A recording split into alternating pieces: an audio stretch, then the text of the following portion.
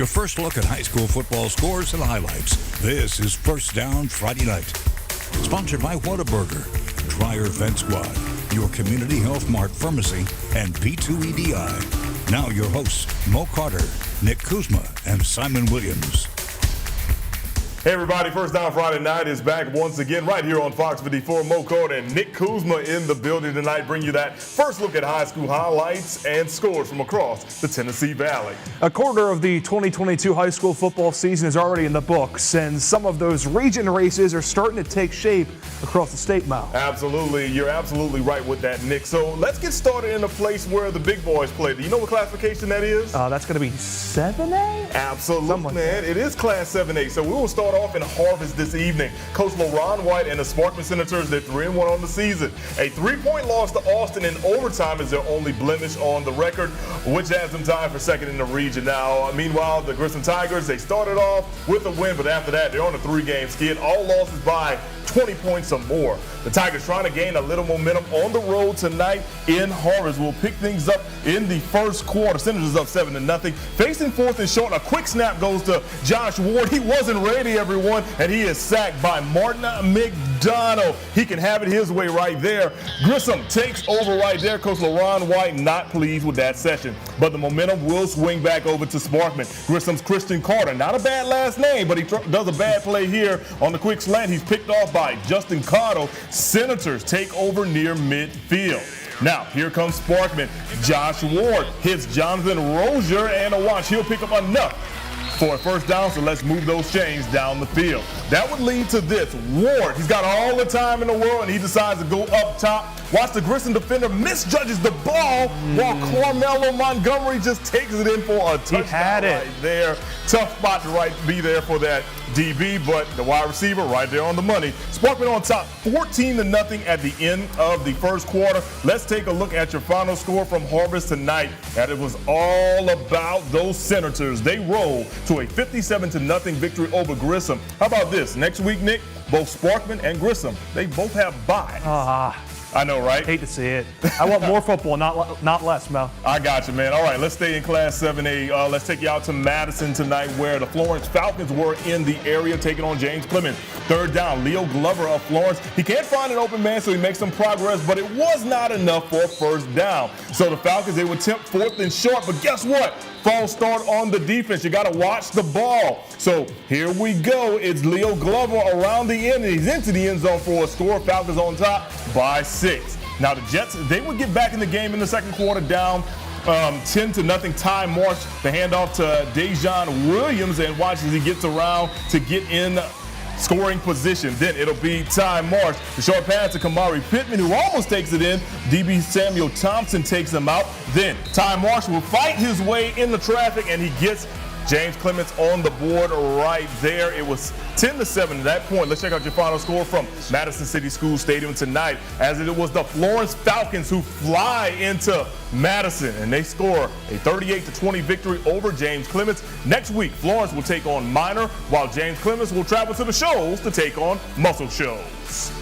All right, sticky in Class 7A. Bob Jones entered week 4 of the season ranked 8th in Class 7A. Last night, they hosted Huntsville, a team they'd beaten 12 out of the last 13 times they played, so a history appeared to be on their side. Let's go to the highlights, where after the teams come out, we're going to go late into the first quarter. Bob Jones quarterback Rayshon Hardy shows off his running ability with a nice scamper to left, but Huntsville High's defense stiffens up, and Hardy comes up short as he's denied the first down by that Huntsville defense, setting up this eventual field goal that we're going to have up here, Mo. I just got to say, I love special teams. I love special teams highlights. The more high school kickers that do this, the better. 25-yard field goal from Braden Sin was good. Patriots up 3-0 over the Panthers, but Huntsville responds. Carlin Long takes the pitch around the left side, has nothing but space and opportunity in front of him. 66-yard touchdown run for the Panthers. It's 7-0 for the team from the Rocket City.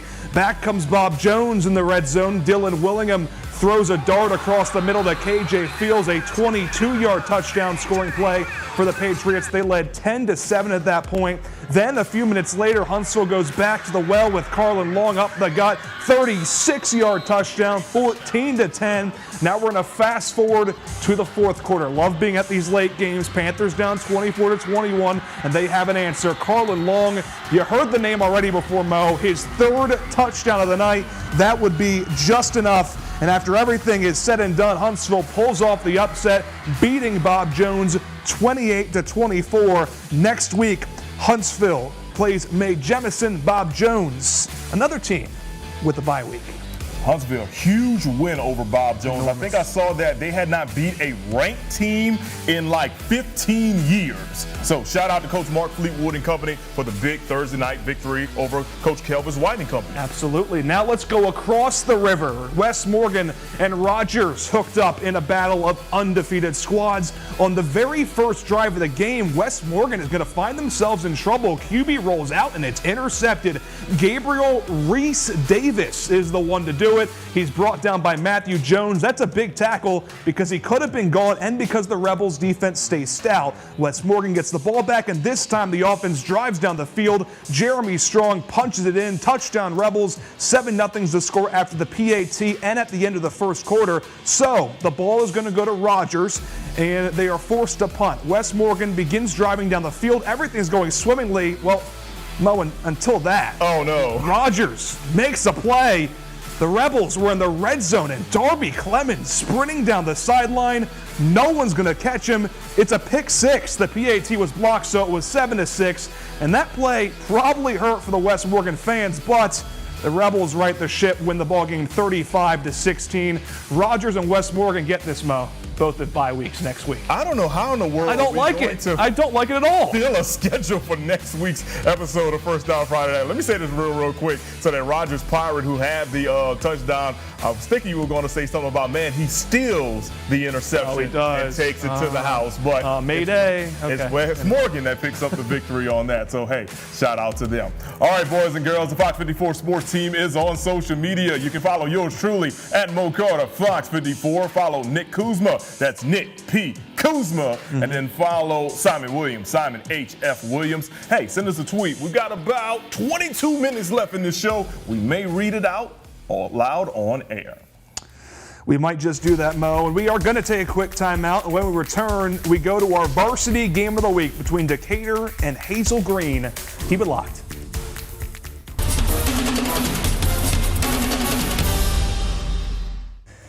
Welcome back. Our First Down Friday Night Varsity Game of the Week featured a couple of great storylines. On one side, we had Decatur, who has struggled the last several seasons and is undefeated. In fact, last week they tied their highest win total of the last 4 years in just week 3. Then, on the other side is Hazel Green. The Trojans, frankly, they got destroyed in week 0, losing 77-9. It was the worst defeat in school history, but Hazel Green scraped off those proverbial shoes, moved on, and coming into this week had won every game since that defeat. Let's go to Ogle Stadium in Decatur. Coach Jerry Adcock's squad is 4-0. Coach Charlie Wilburn's squad is 3-1. We're going to enter the second quarter, and spoiler alert, Decatur already up big. They hand the ball up to Joshua Turner, gets in standing up. Touchdown Red Raiders, and after the PAT, Decatur leads 35-7. So Hazel Green gets the ball back, but forced to punt. Then Decatur is going to get the ball back with less than a minute left. They're going to give it a shot. Good start as it's dumped off to Dayton Swoops. He nearly gets the pylon, but not quite. And then very close to the goal line, under 10 seconds left, and Ellis Dickman takes it himself.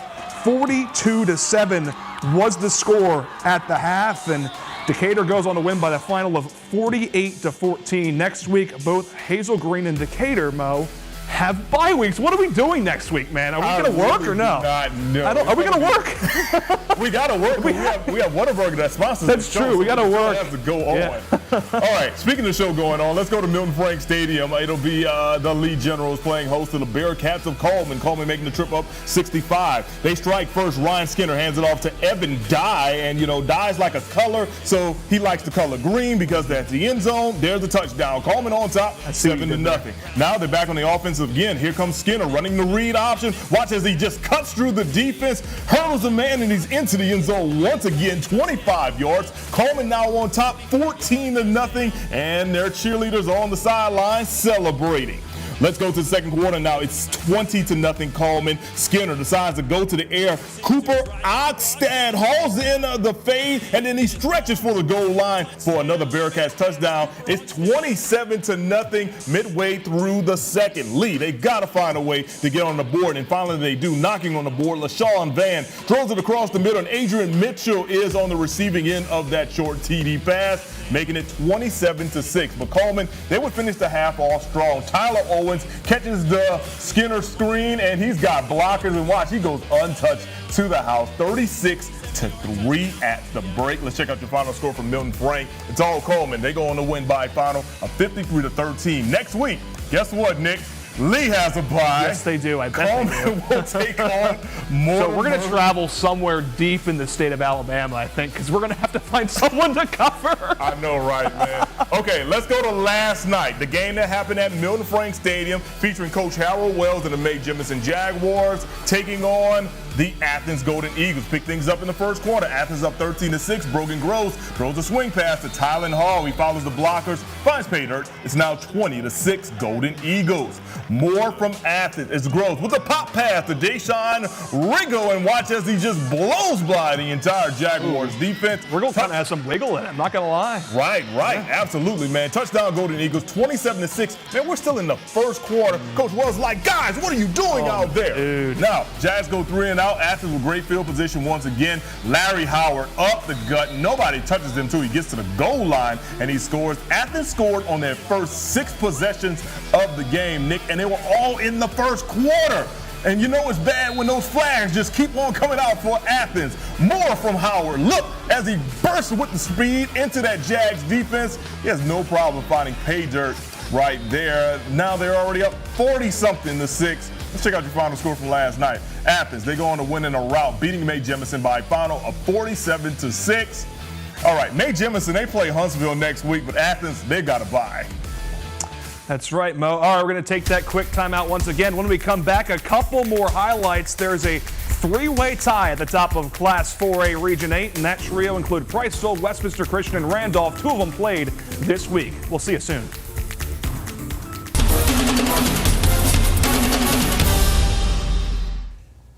Hey everyone, and welcome back to First Down Friday Night. Hey, before we go any further, got to give a big shout out to the good folks at Whataburger. Of course, they hook us up with all the swag, they hook us up with some drinks, and of course, they hook us up with some good burgers and fries and condiments and all that.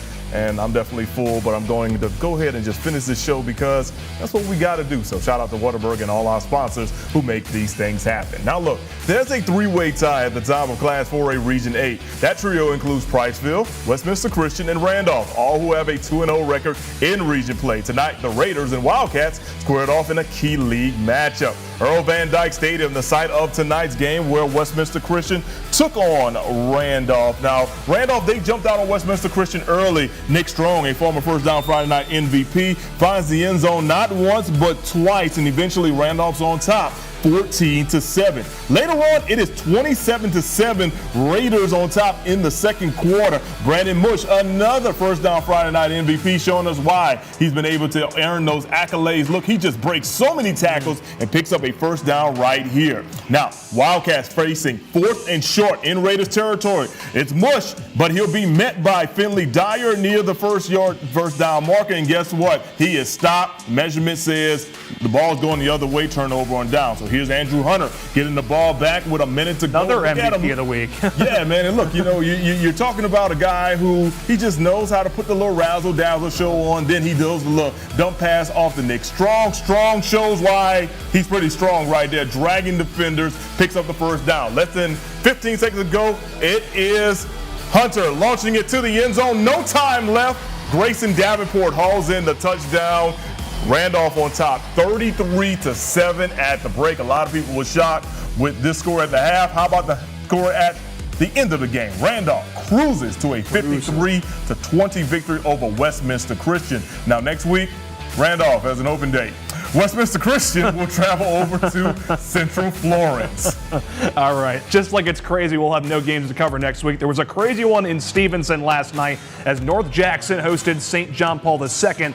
Up in Stevenson, North Jackson, we're gonna see the home team scoring first and as the 2-point conversions blocked, making it a 1-score game late in the first half. JP2 gets to the board when Paul Andreski Jr. takes the snap, and he finds his man. Extra point was good, 7-6 Falcons at the break. Then 2 minutes left in the second quarter. North Jackson's Diego Holt, he's going to get the blocks he needs, and he's going to look at him go. Whoa! Look at the move. Finds his way to the end zone. Touchdown, North Jackson. They're up 13-6. Then 2 drives later, it's going to be North Jackson once again putting together a long drive this time. If the ground game worked for the running back, let the QB do it too. As Nick Jernigan, QB keeper, makes the dive head first for the score. And we're going to now go to the fourth quarter where NJ is up 21-6. And JP2 going to make things interesting this time when Andreski, he's going to make his best throw of the entire night. A 25-yard completion to Michael Duffy across the middle for the touchdown. It's 21-14 after the successful point after try. The Falcons would get down the field on their next drive with 2 minutes to go, but the black and red defense, they're going to hold strong this time. A big gang tackle sack of Andreski on 4th and goal. That's going to seal the win. And after everything is said and done in that one, North Jackson survives a scare, wins it 21-14. Next week, St. John Paul II, they're off. North Jackson travels to South Pittsburgh. Before the Chiefs start preparation for that game, though, North Jackson head coach Joe Hollis commended his running back Diego Holt, and why. He says why this win means a lot. No, we were just kind of taking what the defense was giving us, and they were not able to line up to a couple of our formations, and we just felt like he was the guy to get it going for us. Just going to keep working. You know, we got to work our technique and keep our hands inside, and that's what they were getting us on. But overall tonight, very proud of the team, very proud of the effort that they put forward. We'll take it how we can get it. Our kids competed tonight. I felt like St. John's kids competed. It was a good battle, and we came out on top. Very proud of the guys. It's been a rough couple of weeks for them. All right, congratulations to them on that victory. When we return, we'll take a look at who had the best performance during week 3 of the high school football season. We'll introduce you to our latest First Down Friday Night MVP of the week. He's coming up next.